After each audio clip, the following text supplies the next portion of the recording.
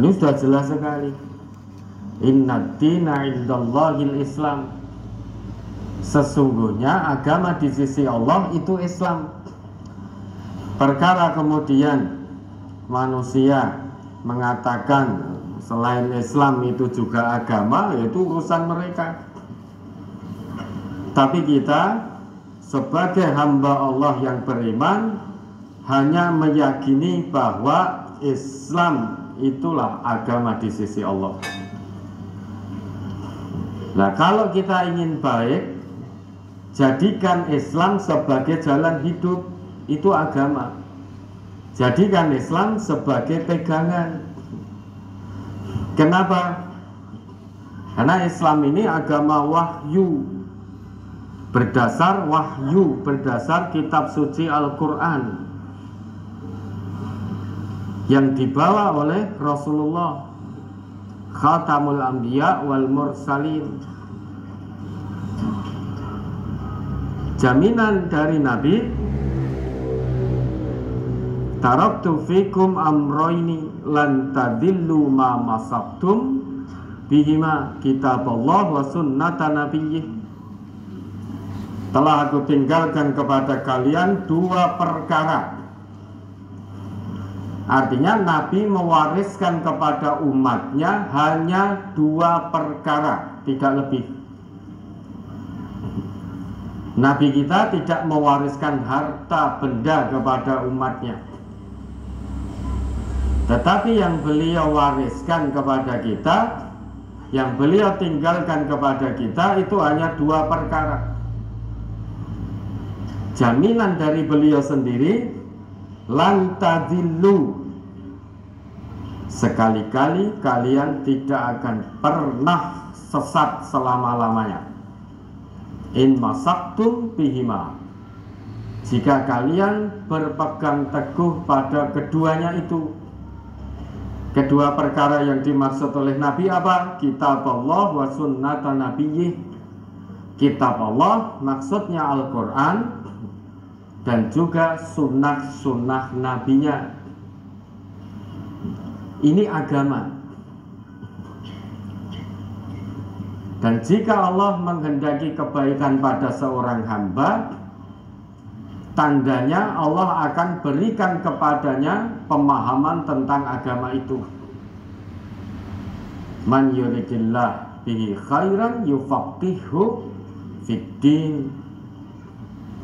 Untuk bisa paham, tidak ada ceritanya orang tiba-tiba langsung paham tanpa tadabbur, tanpa ngaji. Itu tidak ada ceritanya. Artinya ujuk-ujuk Allah langsung memberi pemahaman pada kita, itu tidak ada ceritanya. Ada proses yang harus kita tempuh agar bisa paham tentang agama, kemudian mengamalkan tentang agama itu. Kalau kita ingin baik, prosesnya ngaji. Bukankah Al-Quran itu Allah turunkan memang untuk dikaji? Kalau dalam bahasa kita ya memang ngaji Quran itu diturunkan untuk dikaji, ditadaburi. Namun ternyata tidak semua manusia mau ngaji Al-Quran. Tidak semua manusia mau menjadikan warisan Nabi sebagai pedoman hidupnya, pegangan hidupnya. Kenapa? Karena akal sehatnya tidak berfungsi. Hanya hamba-hamba Allah yang ulul albab saja yang mau ngaji dalam kehidupan dunia ini, kemudian mengamalkan hasil kaji. Kalau sudah mau ngaji, kemudian Allah beri pemahaman terhadap apa yang dikaji, kemudian Allah turunkan taufik untuk mudah mengamalkan hasil kaji. Nah sudah, maka orang ini mengambil tawaran dari Allah, dari Nabi untuk menjadi baik di kehidupan yang fana ini. Nah, kalau Bapak Ibu ingin selamat dunia akhirat, harus dengan agama.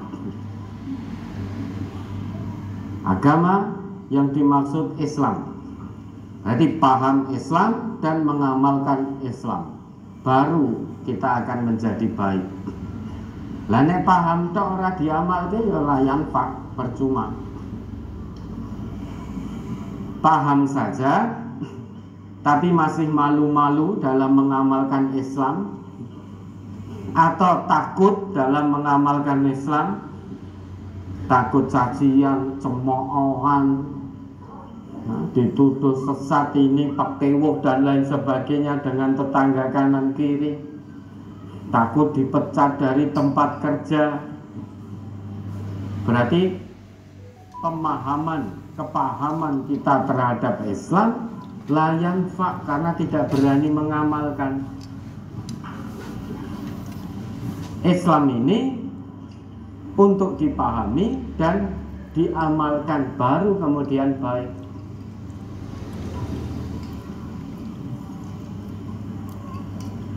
Makanya pengakuan Islam, iman dengan lisan saja tidak cukup. Ya, berulang kali kita sampaikan, ada bukti yang harus kita laksanakan setelah kita mengaku beriman kepada Allah. Pengakuan Islam, iman di lisan ini harus dibuktikan. Dengan apa? Dengan amal soleh. Maka Bapak Ibu, kalau membaca Al-Quran, setiap mendapati ayat tentang iman, ada kata iman, yu'minu, yu'minuna, iman, dan seterusnya, itu seringkali disandingkan langsung dengan amal soleh. Illalladzina amanu wa amilus solihat. Amanu, iman, wa amilus solihat, amal soleh. Maka iman itu butuh bukti berupa amal soleh. Amal soleh berarti pengamalan. Definisi iman itu sendiri apa? Takrirum bil lisan, pengakuan dengan lisan. Wa tasdiqum bil qalbi, pembenaran dengan hati. Wa amalun bil jawarih, beramal dengan anggota tubuh, berarti pengamalan. Tidak cukup iman kok hanya takrirum bil lisan, pengakuan di lisan, itu tidak cukup. Masih ada dua konsekuensi berikutnya. Tasdiqum bil qalbi, pembenaran dengan hati. Berhenti sampai di situ tidak cukup. Bukti bahwa imannya itu dibenarkan dalam hatinya, dia akan mengamalkan keimanannya dalam kehidupan sehari-hari dengan amal soleh. Sebuah amal dikatakan soleh itu kalau dilakukan mukhlishina lahuddin, ikhlas karena Allah. Yang kedua, ittiba'u Rasulillah, mengikuti contoh dari Rasulullah. Gabungan keduanya ini baru menghasilkan amal soleh. Kalau hanya ada satu saja, syarat pertama, oh saya beramal ini ikhlas karena Allah. Tetapi syarat kedua, ittiba'u Rasulillahnya tidak terpenuhi, maka itu juga bukan amal soleh.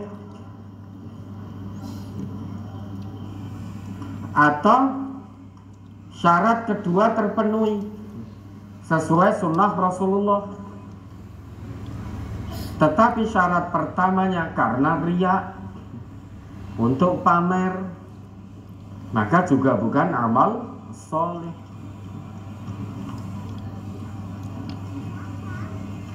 Banyak orang di luar Islam mengerjakan satu perbuatan baik dalam kacamata manusia, Tetapi menurut Allah itu hanya seperti fata morgana, tidak dapat balasan kebaikan apapun dari Allah. Kenapa? Karena perbuatan baik yang mereka lakukan landasannya bukan karena iman kepada Allah. Coba diingat ayatnya. Ayat 39 itu. Surat An-Nur.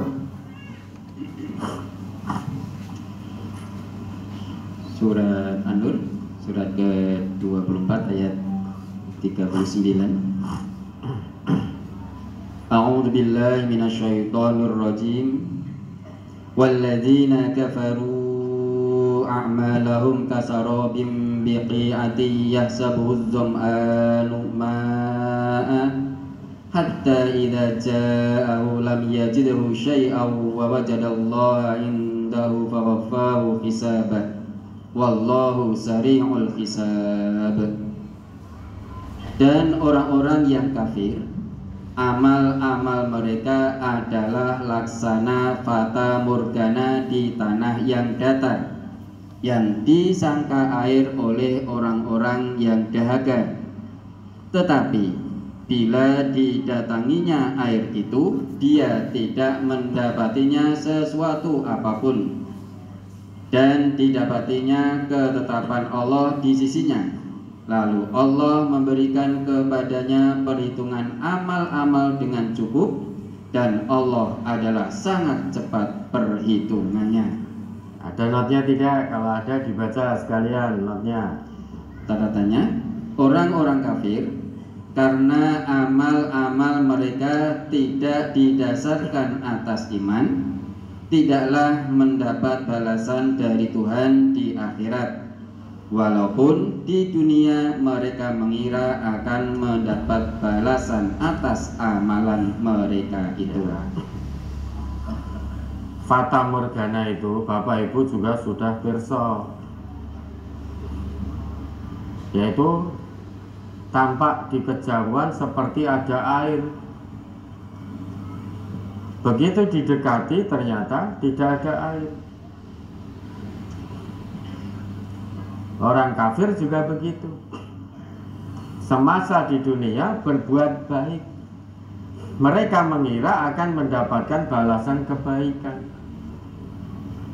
Begitu nanti sampai di hadapan Allah, tidak mendapatkan apa-apa, tetapi yang mereka dapatkan adalah ketentuan Allah bahwa orang kafir itu tempatnya di neraka jahanam. Tidak mendapatkan balasan kebaikan apapun, sedikit pun dari Allah mereka tidak dapat. Justru sampai di hadapan Allah, yang mereka dapati adalah keputusan Allah, ketentuan Allah. Orang kafir berada di neraka jahanam.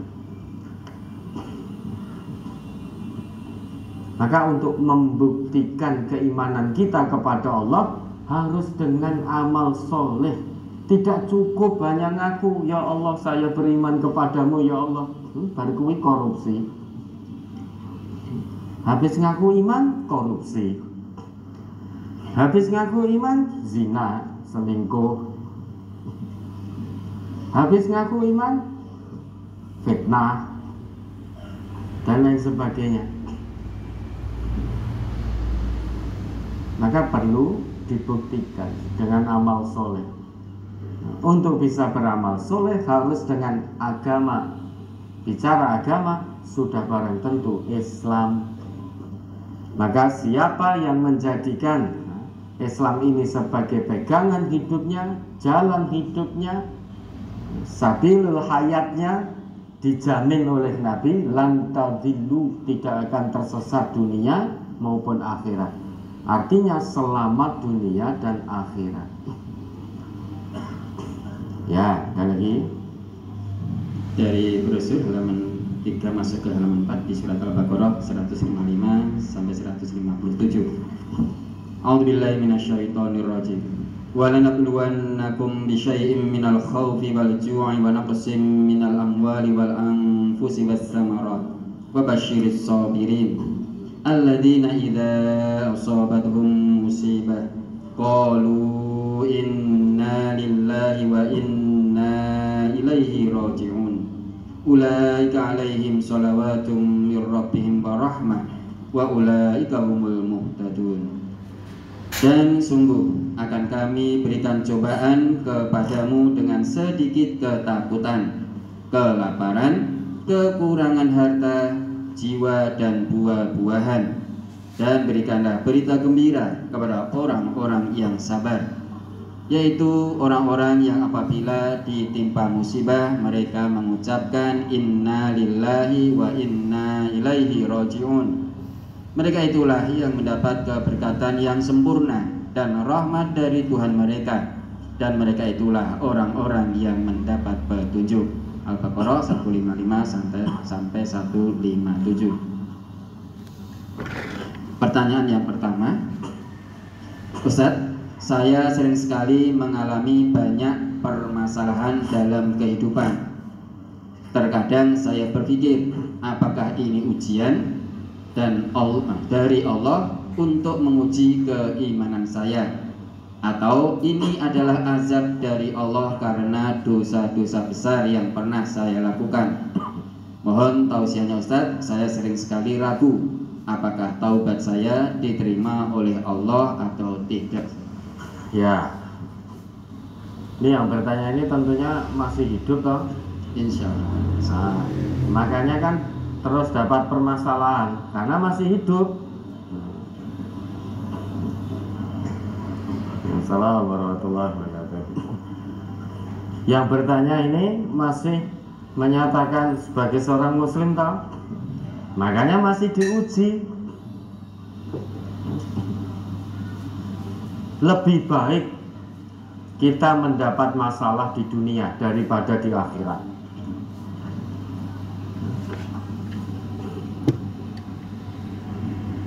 Pilih mana? Nah, pilihan lagi ini. Yang pertama, terus mendapat masalah di dunia namun tidak ada masalah di akhirat. Yang kedua, tidak ada masalah di dunia namun masalah sangat besar di akhirat. Satu atau dua? Satu atau dua? Ibu-ibu, satu atau dua?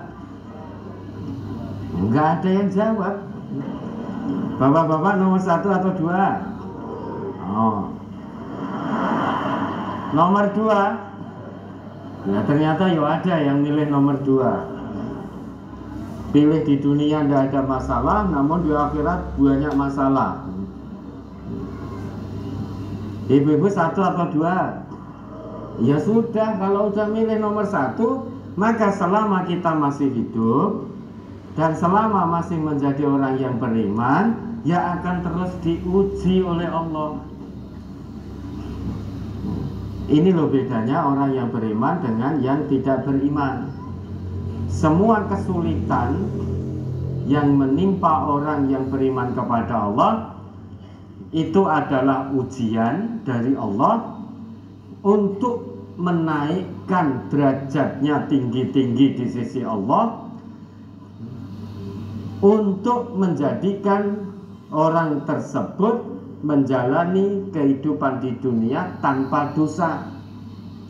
Nabi kita bersabda, "Fama yabrahul bala'u bil 'abdi hatta yatrukahu yamshi 'alal ardi wa ma 'alaihi khati'ah." Ujian demi ujian akan terus menimpa seorang hamba yang mukmin.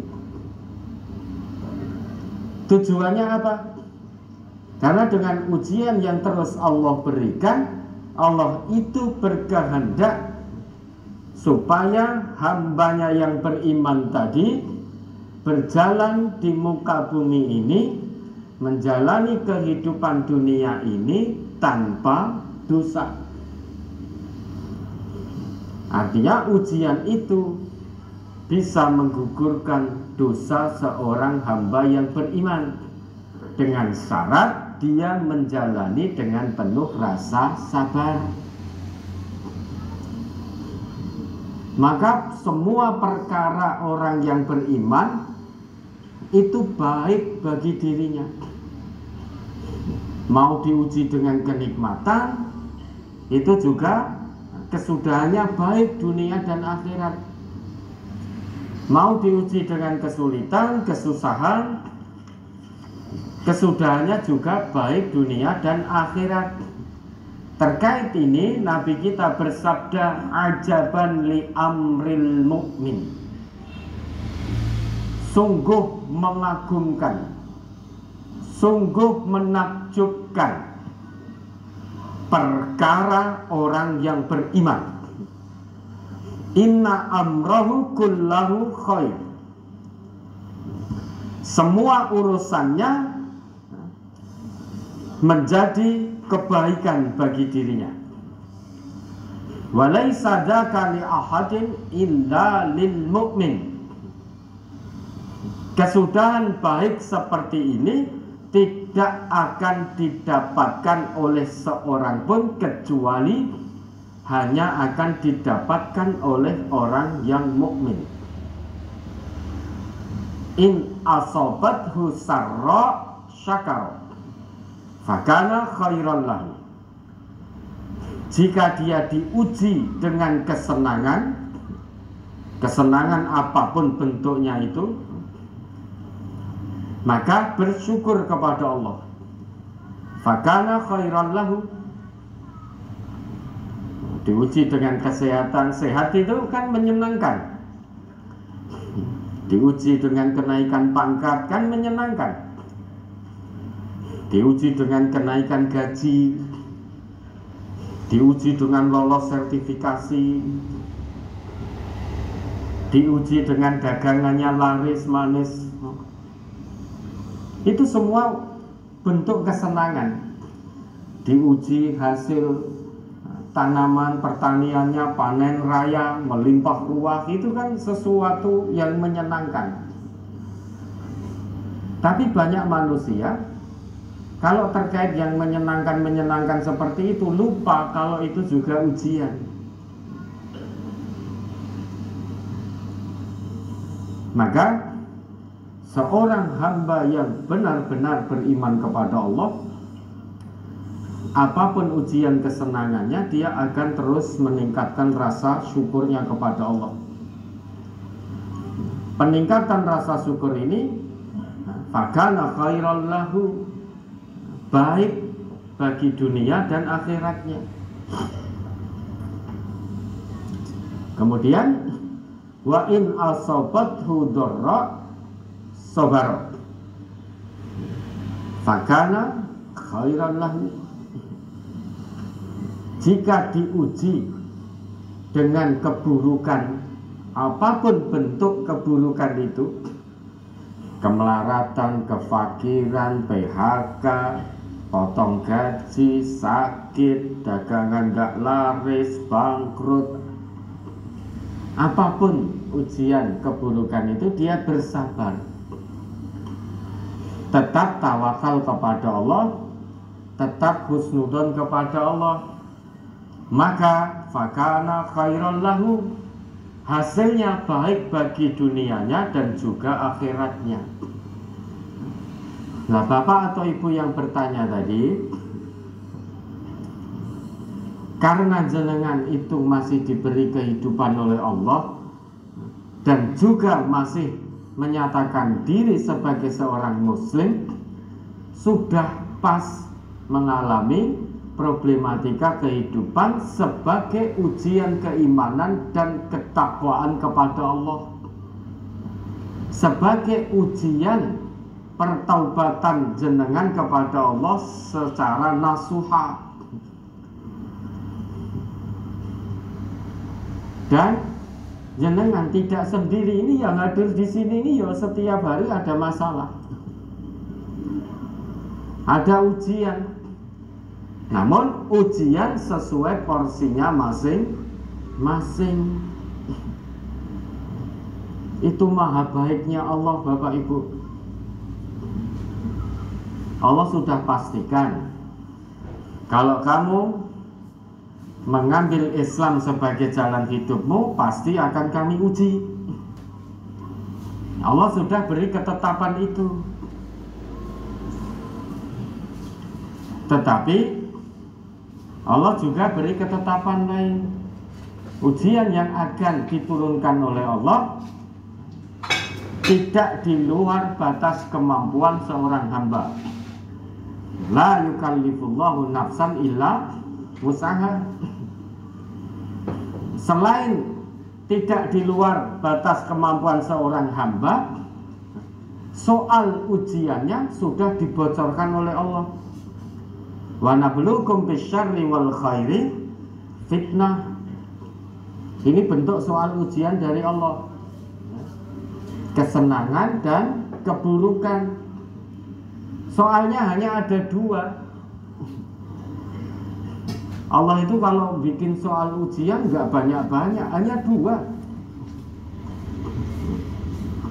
Orang kaya guru-guru kita gawe soal opah. Dan soalnya kadang ada sing kira-kira muridnya rasa jawab.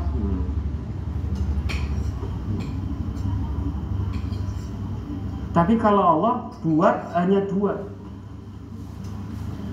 Wa nabluukum bisyarri wal khairi fitnah, keburukan dan kebaikan sebagai ujian. Sudah gitu, jawabannya sudah dibocorkan sisan oleh Allah. Nek engkau soal ujianmu tentang kesenangan, syukur ya jawabannya. Syukur sudah. Nek ujianmu tentang kesulitan, tentang kesusahan, sabar. Ojo gawe jawaban sendiri. Diuji seneng kok sombong, lah sombong itu jawaban sendiri. Orang manut dengan jawaban yang sudah dibocorkan oleh Allah. Allah membocorkan jawaban ujian tentang kesenangan, itu syukur, bukan sombong. Allah sudah membocorkan jawaban untuk soal ujian, kesengsaraan, kesulitan, itu sabar, bukan sambat, bukan berkeluh kesah, tapi sabar. Itu maha baiknya Allah. Sudah ditetapkan akan diuji karena kita memilih Islam. Namun ada ketetapan juga ujiannya tidak di luar batas kemampuan seorang hamba. Ditambah lagi soal ujian sudah dibocorkan oleh Allah. Soalnya ora oke, hanya dua. Jawabannya jelas, gamblang, tegas, sudah dibocorkan juga oleh Allah. Nah kita menungso ini senengannya gawe jawaban sendiri. Sukanya mencari jawaban sendiri. Dan sukanya menolak, ya Allah ujiannya jangan ini ya Allah. Soalnya mau diganti dengan yang seneng-seneng. Soal ujiannya jangan yang susah-susah begini ya Allah, hamba tidak lulus. Namun kalau soal ujiannya tentang kesenangan, kenikmatan, insya Allah hamba lulus ya Allah. Jari sopo yang maha mengetahui hamba itu lulus dan tidaknya terhadap ujian itu Allah. Maka fulan diuji dengan kesenangan, karena itu lebih mendekatkan diri kepada Allah. Ewadene kemudian dia mencari jawaban lain selain jawaban yang sudah dibocorkan oleh Allah, berarti dia berkhianat terhadap Allah. Milih jawab sombong, berkhianat dia. Dan Allah tidak menyukai hambanya yang sombong. Lawang ning dunia ini bentar lagi kita mati kok. Apa yang mau disombongkan? Sing ya, mung duit, duit pangkat, punya harta benda kok sombongnya ra karuan. Banyak kok yang punya nyawa lebih penting dari pangkat, lebih penting dari harta, tapi nggak sombong kok. Kalau hanya pangkat, duwe pangkat ra ndek nyawa arep ngopo?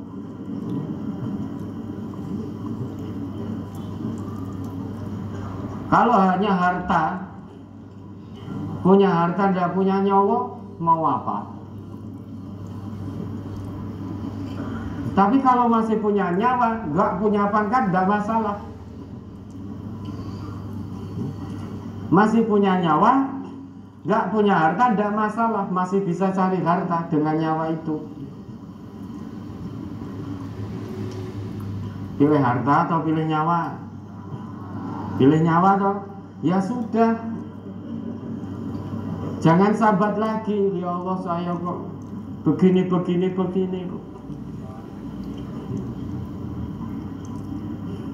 Ini yang kadang banyak orang menyombongkan diri karena pangkat, karena harta.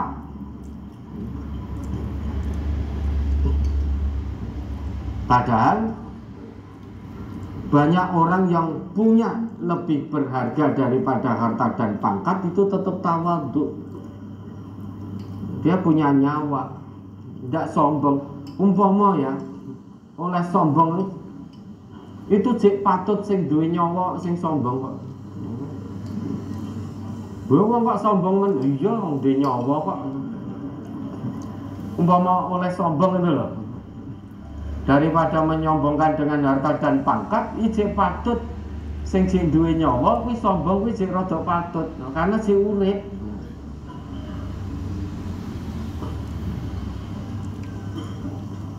Tetapi apapun bentuk kesombongan itu dilarang oleh Allah.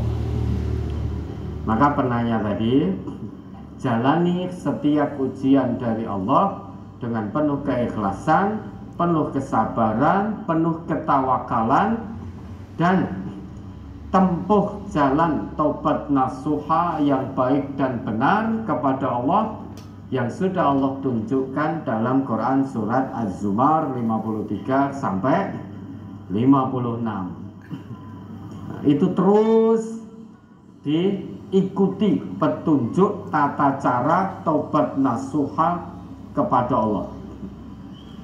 Insya Allah kalau memang istiqomah meniti jalan taubat kepada Allah, insya Allah dosa-dosa yang pernah dilakukan itu diampuni oleh Allah. Karena Allah itu Ghafurun, Maha Pengampun. Tidak hanya terhadap dosa kecil sedang saja.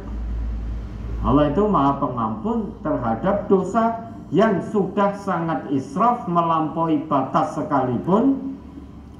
Dosa setinggi langit, sedalam lautan, sebanyak buih. Itu kalau memang berazam kembali kepada Allah, meniti jalan tobat yang benar sebagaimana yang Allah tunjukkan, maka dia akan dapati Allah itu Ghafurur Rahim. Dosa kecil Allah akan ampuni dengan sifatnya Ghafir. Dosa sedang Allah akan ampuni dengan sifatnya Ghaffar. Dosa yang sangat besar, israf, Allah akan ampuni dengan sifatnya Ghafur. Ya, ada lagi? Berkaitan dengan arti ayat 156, yaitu orang-orang yang apabila ditimpa musibah mereka mengucapkan inna lillahi wa inna ilaihi rajiun. Mohon dijelaskan makna ayat tersebut, karena kita sering mengucapkan kata tersebut tetapi belum bisa mengiringi kalimat itu dengan kesabaran yang dikehendaki Allah. Iya, itu istirja. Inna lillahi wa inna ilaihi rajiun. Itu istirja, mengembalikan semuanya kepada Allah. Ditimpa keburukan, kita kembalikan semuanya kepada Allah. Tidak apa-apa, ini juga dari Allah. Inna lillah, sesungguhnya kami ini milik Allah. Wa inna ilaihi rajiun, dan sesungguhnya kami akan kembali kepada Allah. Maka keburukan apapun kita kembalikan kepada Allah.